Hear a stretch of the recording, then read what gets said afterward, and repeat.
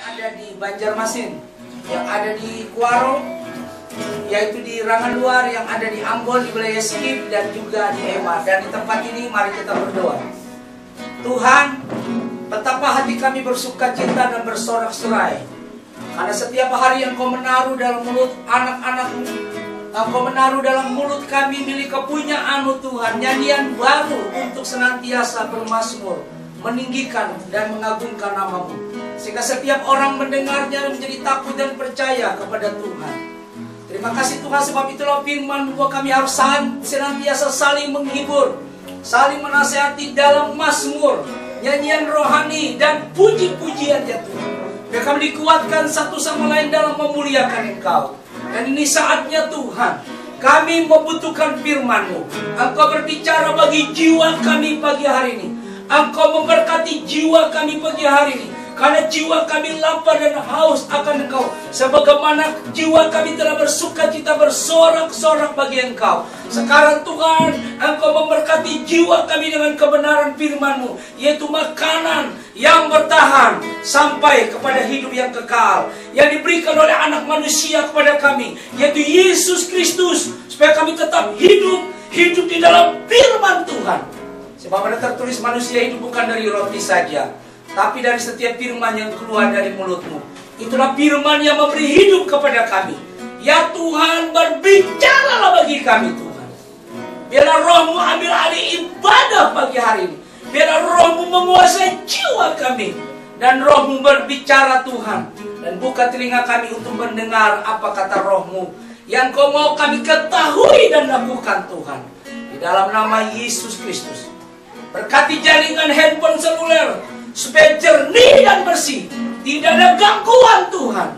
Saudara-saudara yang di Banjar Tuhan, saudara-saudara yang Rangan Luar, di wilayah Ambon sana Tuhan, maupun yang di Skip di Ema, menerima berkat Tuhan yang sama seperti yang kami terima tempat ini. Terima kasih Bapa, di dalam nama Yesus Kristus. Amin. Dipersilakan duduk, baik yang di tempat ini di Banjarmasin maupun yang di Rangan Luar, di Ambon, di wilayah Skip dan di Ema. Mari kita ambil Alkitab kita dan kita langsung menuju ke Matius pasal 26. Matius 26 ayat 41. Kita langsung menuju ke Matius 26 ayat 41.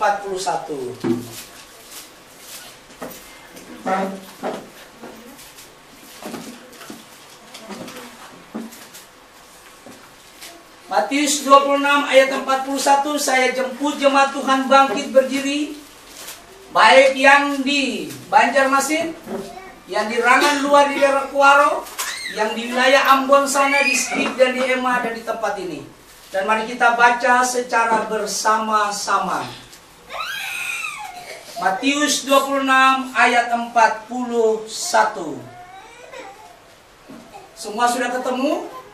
Matius 26 ayat 41. Hitungan yang ketiga mulai 2, 3. Berjaga-jagalah dan berdoa supaya kamu jangan jatuh ke dalam pencobaan. Roh memang penurut tetapi daging lemah. Mari kita baca satu kali lagi. Berjaga-jagalah dan berdoa supaya kamu jangan jatuh ke dalam pencobaan. Roh memang penurut tetapi daging lemah. Mari jemaat Tuhan secara serentak baca bersama-sama baik tempat ini Banjarmasin, Rangan Luar, dan wilayah Ambon sana Skip dan Ema. 2, 3. Berjaga-jagalah dan berdoalah supaya kamu jangan jatuh ke dalam pencobaan. Roh memang penurut tetapi daging lemah. Mari kita baca satu kali lagi karena ini serius saudara. 2, 3. Berjaga-jagalah dan berdoalah supaya kamu jangan jatuh ke dalam pencobaan. Roh memang penurut tetapi daging lemah. Mari kita berdoa sekali lagi. Kami menyadari Tuhan bahwa kami masih hidup di dunia ini Tuhan. Kami menyadari Tuhan bahwa kami masih mengenakan tubuh daging ini Tuhan. Dan Engkau berkata daging lemah, tapi roh penurut Tuhan. Sebab itu Engkau menasihati kami supaya kami berjaga-jaga senantiasa dan berdoa. Dan kami tetap teguh dan kuat dan tidak tersandung oleh ilah zaman ini. tidak tersandung oleh pergaulan yang buruk, tidak tersandung Tuhan oleh model-model yang aneh-aneh Tuhan, tidak tersandung dengan apa yang dunia punya, tidak tersandung dengan pernik-pernik yang mendatangkan kecantikan, karena itu palsu Tuhan. Tapi biarlah Tuhan, kami berdiri teguh Tuhan bersama-sama dengan Kau, hidup sesuai firman-Mu. Di dalam nama Yesus Kristus berfirman bagi kami pagi ini, karena kami siap mendengarnya ya Tuhan. Haleluya, amin.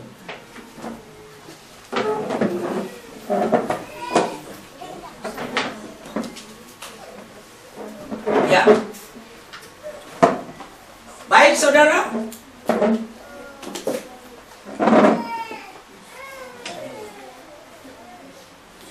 Baik saudara, tema firman Tuhan pagi ini saya beri judul berjaga-jagalah dan berdoa. Kenapa saya dan saudara disuruh berjaga-jaga dan berdoa? Saya mau beritahu kepada saya dan saudara.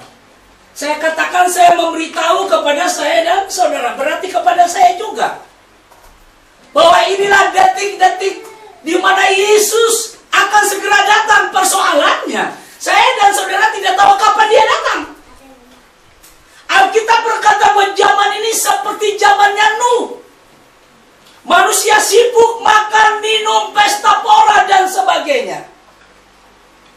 Tetapi ketika Nuh masuk dalam batra, Alkitab mengatakan tidak ada yang tahu. Berarti Nuh sekeluarga senantiasa menjaga sikap hidup yang berjaga-jaga untuk tetap tinggal di dalam firman dan hidup di dalam firman. Nuh dan keluarganya tidak terkontaminasi dengan apa yang dunia punya. Nuh dan keluarganya tidak terkontaminasi dengan atribut-atribut dunia ini. Apa itu atribut yang saya maksudkan? Perhatikan baik-baik. Kalau saudara tahu saudara perempuan dan saudara masih pakai lipstik, berarti saudara masih tertarik dengan apa yang dunia punya. Berarti saudara gagal untuk berjaga-jaga. Kalau saudara tahu saudara perempuan, saudara masih tetap pakai celana laki-laki, celana panjang, berarti Anda segera pergi ke dokter operasi dan operasi saja kelaminmu dan jadilah laki-laki. Karena warga saya dan saudara harus jelas. Yang perempuan harus berpakaian seperti perempuan. Yang laki-laki berpakaian seperti laki-laki. Jadi inilah zaman di mana saya dan saudara harus berjaga-jaga. Perhatikan baik-baik. Ada orang bilang yang penting hatinya. Siapa bilang Tuhan juga lihat perbuatan saya dan saudara? Zaman ini zaman yang benar-benar buta. Pengkhotbah berkata begini. Pengkhotbah berkata begini. Aku melihat di antara mereka tidak ada seorang perempuan pun. Semuanya laki-laki. Mengapa? Karena perempuan-perempuan di zaman ini tidak tahu berpakaian yang benar. Alkitab berkata di kitab Pengkhotbah itu. Perempuan-perempuan di zaman ini tidak tahu berpakaian yang benar. Mengapa di zaman Nuh sampai banyak bayi-bayi yang meninggal, anak-anak kecil yang meninggal? Karena orang tua tidak pernah mendidik anaknya dalam kebenaran firman. Kalau saya dan saudara menyadari bahwa di zaman yang rusak, perhatikan anak-anak kita laki-laki dan perempuan, cara mereka berpakaian. Kalau kita punya anak laki-laki, jangan membiarkan mereka pakai celana pendek. Mulai dari sekarang biarkan mereka pakai celana panjang. Karena celana pendek adalah celana dalam. Itu bukan celana untuk dipakai main-main. Itu celana dalam, saudara, firman bilang. Berarti betapa penting saya dan saudara serius di zaman ini. Maka Yesus bilang berjaga-jaga. Apa maksud berjaga-jaga? Itu artinya siap sedia. Siaga. Sekarang bukan siaga 3 lagi saudara. Sekarang ini kalau ABRI bilang itu siaga 1. Siaga satu berarti saya dan saudara dalam peralatan atribut kerajaan sorga yang lengkap. Tetap tinggal di dalam firman. Saya mengapa harus ulangi lagi hal-hal yang dasar. Hal-hal yang basic. Hal-hal yang masih dasar. Contoh tentang berpakaian. Karena memang banyak anak-anak Tuhan yang menyebut dirinya anak Tuhan, tapi kelakuannya masih aneh. Demi supaya kelihatan cantik, demi supaya kelihatan menarik. Wah, aku kesalahan saja deh pakai lipstik. Aku kesalahan saja deh dandani mukaku. Kalau itu memang membuat kamu cantik menurut dirimu, silakan, tapi dengar baik-baik. Jangan pernah bermimpi Anda akan diselamatkan. Saya beritahu dalam nama Tuhan Yesus Kristus, jangan pernah bermimpi. Dan kalau engkau mengira bahwa potong rambut itu membuat engkau tambah cantik, saya beritahu, di mata Tuhan kamu makin buruk dan jelek. Saya dan saudara sudah tahu firman bahwa berpakaian yang benar, yang perempuan pakai pakaian perempuan, roknya harus panjang sampai di mata kaki, bukan di lutut atau di atas lutut atau di bawah lutut 5 cm. Tidak. Harus sama seperti yang firman maksud. Saudara bilang bahwa pakaian gamis itu punya orang muslim. Siapa yang bilang? Alkitab bilang pakaian gamis itu miliknya anak-anak Tuhan. Baca Alkitab, saudara. Di dalam kitab Keluaran itu. Baca Alkitab, saudara. Jadi tahu. Karena Anda tidak mengerti firman, makanya Anda sembarangan bicara. Lebih baik kaum muslim, mereka ngerti. Mereka berpakaian yang benar. Karena memang aurat bukan untuk dipamerkan. Organ tubuh saudara bukan untuk dipamerkan. Pahamu yang putih, pahamu yang hitam, pahamu yang coklat, pahamu yang biru bukan untuk dipamerkan. Ya. Pahamu yang abu-abu bukan untuk dipamerkan. Loh, ini serius. Harus ditutup rapi, saudara. Dari leher sampai ke bawah. Bahkan bagian sakuin dan sekitar buah dada pun harus diperhatikan. Hei, jangan bikin lawan jenis berdosa, saudara. Mari katakan berjaga-jaga. Berjaga-jaga artinya saudara senantiasa memperhatikan tindakan imanmu di dalam Kristus. Berjaga-jaga artinya saudara senantiasa memperhatikan sikap hatimu. Apakah aku masih tetap beriman atau tidak? Berjaga-jaga artinya saudara harus mendengar apa bisikan roh ketika engkau perempuan kembali pakai pakaian laki-laki, pakai celana panjang. Kalau hatimu menuduhmu, engkau merasa tidak enak, jangan dilanjuti masuk kamar Anda dan pakai pakaian perempuan. Jangan lanjuti. Karena saya dan saudara harus hidup sesuai firman, saudara. Kenapa di zaman ini perempuannya disoroti? Karena sekarang saudara lihat, perempuan tidak tahu lagi identitasnya sebagai perempuan. Karena perempuan adalah pralambang mempelai Kristus. Makanya perempuan dilarang potong rambut, dilarang mengkepak-kepang rambut. Nggak boleh sanggul, nggak boleh kasih konde, nggak boleh.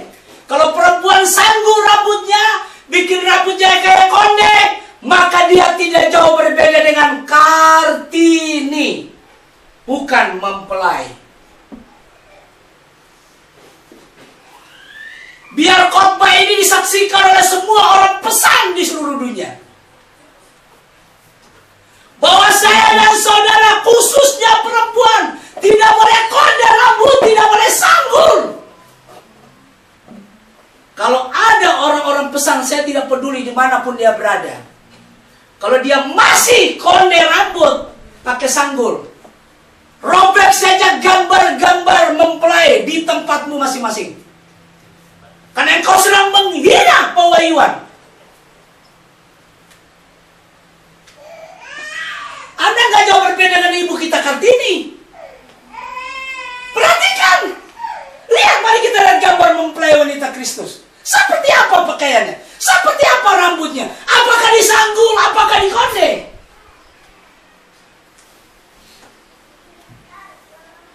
Saya dan saudara jangan pernah terpengaruh dan jangan pernah tersandung dengan yang lain. Tidak peduli, kita harus kembali ke firman. Sekalipun nanti kita tetap berdiri sendiri, mereka nggak peduli. Saya juga nggak peduli. Yang saya peduli, kita lakukan firman. Satu kali berpegang kepada firman, selamanya berpegang kepada firman. Satu kali saya saudara hidup di dalam firman, selamanya yes kepada firman. Jangan coba-coba main-main. Jangan coba-coba melangkah keluar. Mumpung pintu kasih karunia masih terbuka, mari kita perbaiki hidup kita oleh kasih karunia Tuhan Yesus Kristus. Ini serius saudara, saya dan saudara harus berjaga-jaga. Berjaga-jaga berarti siap sedia, karena kita tidak tahu kapan Tuhan kita datang. Kita tidak tahu. Maka dikatakan berjaga-jaga. Saudara perhatikan di Matius pasal 25 tentang 10 orang gadis. Dikatakan di situ ada 5 gadis yang bodoh. Saya terangkan dulu yang bodoh. Gadis yang bodohnya kita bilang mereka punya firman. Artinya apa? Mereka seling dengan firman. Mereka punya pelita. Pelita itu berbicara, itu ada terang. Tetapi mereka tidak punya minyak untuk mempertahankan pelita itu tetap menyala. Lihat, ketika Yesus datang, mereka ketinggalan. Karena mereka tidak punya pelita yang menyala. Tetapi gadis-gadis yang bijaksana, mereka punya pelita, mereka punya firman, mereka juga punya apa? Mereka juga punya buli-buli, mereka juga punya apa? Mereka juga punya minyak. Dan minyak itu adalah berbicara soal Roh Kudus yang membuka mata saya dan saudara di zaman ini. Minyak itu berbicara Roh Kudus yang membuka mata saudara untuk mengerti firman dan tetap tinggal di dalam firman. 10 gadis yang bodoh itu, siapa bilang mereka nggak sungguh-sungguh? Sungguh-sungguh. 5 gadis yang bodoh itu, siapa bilang mereka nggak sungguh-sungguh? Mereka sungguh-sungguh. Tapi persoalannya pelita mereka nggak menyala, saudara. Karena tidak ada minyak. Karena mereka hidup tanpa pewahyuan. Nah, saya dan saudara sudah punya minyak. Jaga minyak itu. Pelihara minyak itu. Supaya tetap hidup di dalam firman. 5 yang bodoh, 5 yang bijaksana. Pastikan saya dan saudara adalah 5 gadis yang bijaksana. Alkitab berkata, kita baca di Matius pasal 25 ayat 1 sampai seterusnya. Mereka menunggu Yesus datang.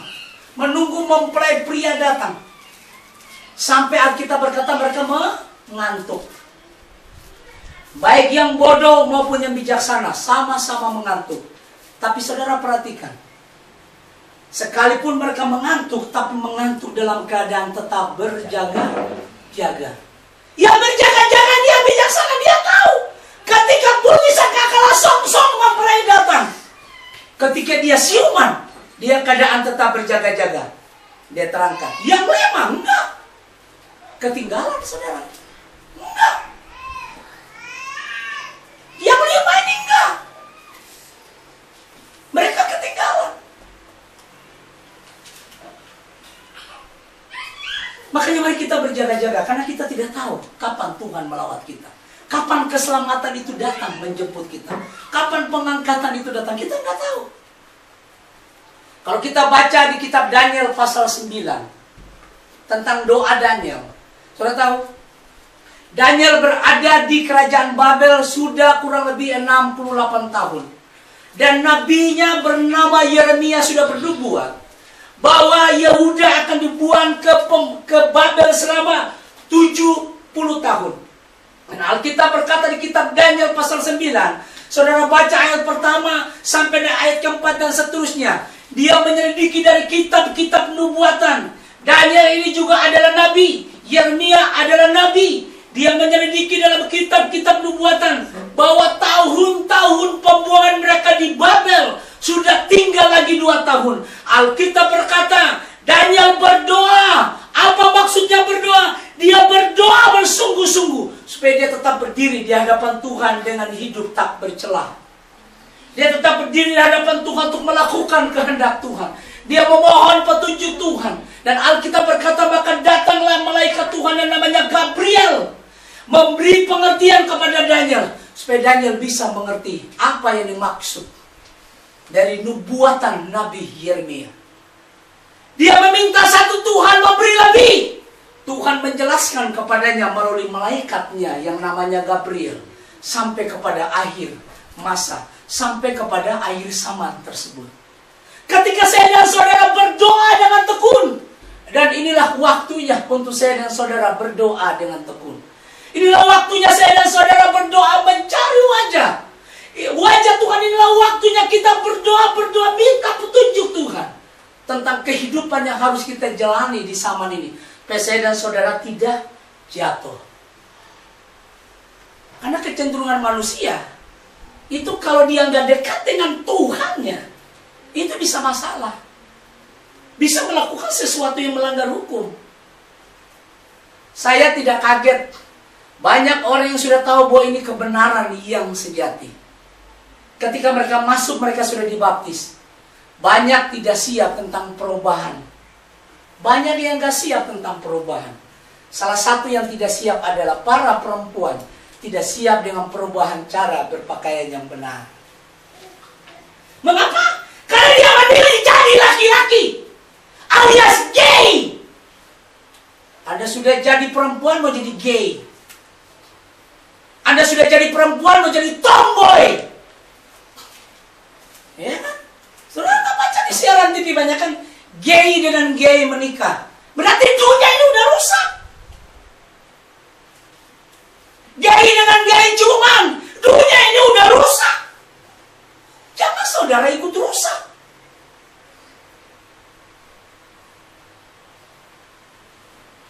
Maka dikatakan berjaga-jaga, akan tampil pengejek. Saudara pasti akan diejek. Saudara dibaptis dengan benar, saudara pasti diejek. Saudara pakai pakaian yang benar, saudara pasti diejek. Diejek dan difitnah. Dengar. Biarkan orang mengejek karena dia harus menggenapi yang buruk. Karena 2 Timotius pasal 3, Alkitab berkata di akhir zaman akan muncul pengejek-pengejek. Dan ini akhir zaman dan ini sudah terjadi. Saudara-saudara saya di EMA sekarang alami diejek, difitnah, dicaci maki. Saya bilang tetap bertahan. Karena itu Tuhan izinkan terjadi untuk menguji kemurnian imanmu, kemurnian kasihmu, kemurnian ketulusanmu, kemurnian pengabdianmu kepada Tuhan, kemurnian ketaatanmu kepada Tuhan. Dan jadilah engkau pribadi yang setia dan teruji. Seperti siapa? Daniel. Seperti siapa? Yusuf. Seperti siapa? Seperti Ayub. Seperti siapa lagi? Hananya, Misael dan Asaria. Yang kepada Raja di Nebukadnezar diberi nama Sadrak, Mesak dan Abednego. Mereka tetap tekun. Mereka berjaga-jaga. Mereka menjaga diri mereka tetap hidup sesuai firman. Berjaga-jaga, saudara.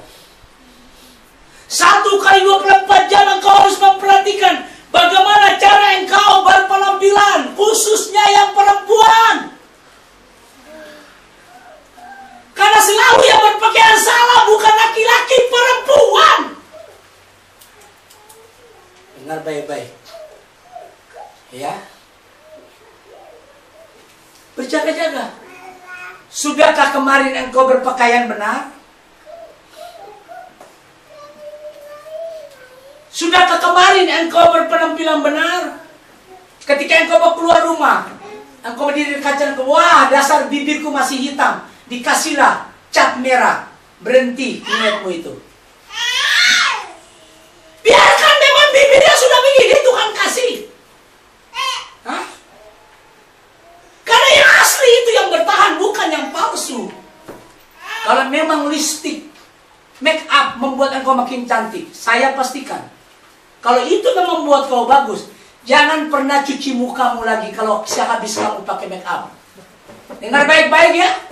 Jangan pernah cuci muka lagi kalau kamu anggap itu bagus. Adakah melakukan penelitian seluruh dunia. Semua orang yang habis pakai make up, habis acara pesta, habis acara jalan-jalan, pasti menuju ke kamar mandi cuci muka lagi. Itu menunjukkan bahwa itu palsu. Kenapa kamu bertahan memakainya? Tindakan Anda sudah menunjukkan itu palsu. Betul tidak? Betul tidak? Tapi kulihat kok aneh. Orang Kristen masih terpengaruh. Mengapa pipimu nggak kamu potong saja? Mengapa kamu nggak potong? Karena kamu tahu ini asli, nggak perlu ditempelin yang palsu. Saudara paham? Mengapa bibirmu nggak kamu sikat aja pakai sikat kawat? Ya kan, supaya berdarah keluar yang merah. Ya kan, lebih bagus kan? Karena kamu tahu ini yang asli, nggak perlu ada tiruan yang menempel. Anda mengerti? Saya tidak tahu mengapa kok khotbah saya sudah hampir kurang lebih setengah jam singgungnya tentang pakaian saja. Berarti ada di antara para perempuan-perempuan yang kurang ajar, kelakuannya masih kurang ajar, masih melawan firman, masih berontak kepada firman. Bertobatlah sebelum terlambat. Kembali ke identitasmu yang benar. Ya, kembali ke identitasmu yang benar. Saudara, tidak peduli anak-anak kita yang masih kecil di bawah bimbingan orang tua, itu tanggung jawab orang tua. Yang Tuhan tuntut orang tuanya. Ya. Jangan biarkan anak-anakmu yang perempuan pergi gereja pakai celana panjang. Ya sudah, gunduli kepalanya jadi botak supaya jadi laki-laki. Ya, kita harus tegas. Ya di atas ya, tidak di atas tidak. Katakan benar kepada yang benar, katakan salah kepada yang salah. Kita harus berjaga-jaga, saudara. Hidup ini harus berjaga-jaga. Mari kita lihat sebentar ayat firman Tuhan. Kita buka ayat firman Tuhan. Matius 24 ayat 42 sampai 44. Matius 24 ayat 42 sampai dengan 44. Itulah sebabnya Tuhan menyuruh saya dan saudara berjaga-jaga. Dikatakan begini, Matius 24 ayat 42 sampai 44. Karena itu berjaga-jagalah, sebab kamu tidak tahu pada hari mana Tuhanmu datang. Saya jelaskan dulu ayat yang ke-42. Saya dan saudara nggak tahu. Karena kita nggak tahu, makanya Yesus bilang berjaga-jaga. Harus berjaga-jaga. Perhatikan cara hidupmu. Kalau saudara sudah berdoa, kenapa disuruh berjaga-jaga dulu baru berdoa? Bukan berdoa dulu baru berjaga-jaga. Jangan dibalik loh ya. Kenapa disuruh berjaga-jaga dulu? Maksudnya sebelum Anda berdoa, perhatikan cara hidupmu. Perhatikan kamu masih punya iman atau tidak. Nah, apa bukti seseorang punya iman? Saya terangkan lebih dalam. Lihat, perhatikan. Kadang orang berpikir bahwa dia punya iman kalau dia berdoa kan? Kadang orang berpikir kalau dia punya iman dia baca firman kan? Kadang orang berpikir kalau dia punya iman dia beribadah kan? Tapi dengar, kalau perempuan sudah kembali memakai pakaian laki-laki, itu tandanya dia tidak beriman. Berarti firman tidak lagi menguasai hidupnya. Perhatikan, kalau perempuan kembali pakai anting-anting, anting-anting gak puas pakai lagi di hidung, di hidung gak puas pakai lagi di bibir, di bibir gak puas pakai lagi di kaki gelangnya, di tangannya. Gantung saja di semua yang bisa kau gantung. Ya, itu tandanya Anda tidak beriman. Kalau yang perempuan kembali pakai lipstik, itu tandanya dia nggak beriman. Perempuan kembali potong rambut, sanggul rambut, konde rambut, tandanya dia tidak beriman. Karena iman itu nyata dari perbuatan. Iman tanpa perbuatan mati. Ya, koit. Orang Inggris bilang dead. Orang Ambon bilang mampus, mati.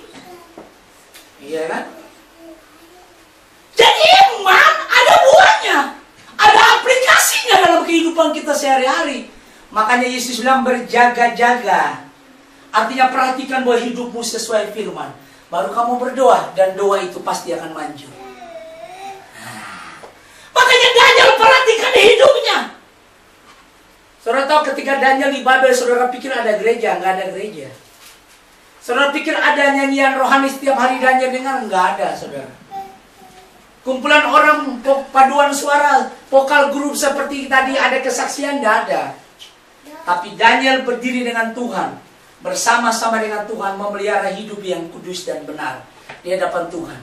Makanya firman Tuhan datang kepada Daniel. Pergilah kamu dengan sejahtera. Engkau akan dibangkitkan pada akhir zaman untuk menerima bagianmu. Bukankah saya dan saudara pingin yang seperti itu? Firman Tuhan datang kepada Anda. Pergilah dengan sejahtera. Engkau akan dibangkitkan untuk menerima bagianmu dalam kehidupan yang diabadikan. Itu yang kita butuh. Itu yang kita rindukan. Kalau Tuhan izinkan kita masih hidup, maka demikianlah firman Tuhan. Yesus akan datang menjemput mempelainya. Pertemuan di udara. Tadi lagu yang tadi kan. Saudara, mengapa sudah kurang lebih 3 bulan terakhir ini saya dan saudara tidak pernah bermimpi bahwa kita bisa menciptakan lagu kan. Dan sudah 17 lagu baru. Sudah 17 lagu baru. Oleh pertolongan Roh Kudus. Oleh Roh Kudus sudah dikerjakan di jemaat di tempat ini. 17 lagu baru. Ayat-ayat firman Tuhan dijadikan syair puji-pujian. Dijadikan syair mazmur dan nyanyian rohani. Dan masih ada kurang lebih lagi 10 lagu antrean di belakang untuk ditampilkan lagi. Bahkan lebih. Dari mana datangnya? Bukankah itu demikianlah firman Tuhan, pewahyuan yang Tuhan berikan. Makanya lagu-lagu kita ditemukan di gereja lain tidak ada, saudara. Bahkan maaf bicara, di gereja-gereja pesan yang ada di Jakarta, Sumatera, tempat lain nggak ada, terkecuali di Samarinda. Terkecuali kalau mereka nonton YouTube terus dan mereka saksikan mereka ini. Tapi ada beberapa yang sudah mau tampilkan di gereja mereka sana. Mengapa kita memilih tidak mau lagi nyanyi lagu denominasi? Lagu-lagu yang dikeluarkan di kaset-kaset. Karena itu lagu itu sudah unsurnya apa? Komersil. Komersil. Lihat penyanyi-penyanyi lagu-lagu rohani. Dia bikin kaset rekaman. Karena perutnya lapar dia jual. Orang Ambon bilang cari makan jual suara. Tapi Ambon yang satu ini beda. Berkat Tuhan menjadikan kaya. Susah payah tidak dapat menambahinya. Jadilah seperti Ambon yang satu ini. Berkat Tuhan menjadikan kaya, susah payah tidak dapat menambahinya. Tuhanku Yesus Kristus yang memberkati. Saudara, ketika lagu ini hidup di dalam roh saya nyanyi berulang-ulang. Saya nyanyi berulang-ulang. Sampai anakku ngolok saya kan. Berkat Tuhan menjadikan kaya, mereka sangat kaya. Saya tetap nyanyi dengan pede. Lalu akhirnya dapat nadanya, puji Tuhan kita nyanyikan hari ini. Hei, Ambon yang satu ini biar dia suara pas-pasan. Tapi Roh Kudus bisa mengerjakan syair lagu yang memberkati banyak orang. Bukankah saya dan saudara adalah orang surga yang terlahir sebagai suku Jawa, yang terlahir sebagai suku Batak, yang terlahir sebagai suku Ambon, yang terlahir sebagai suku Madiun, yang terlahir sebagai suku apa lagi?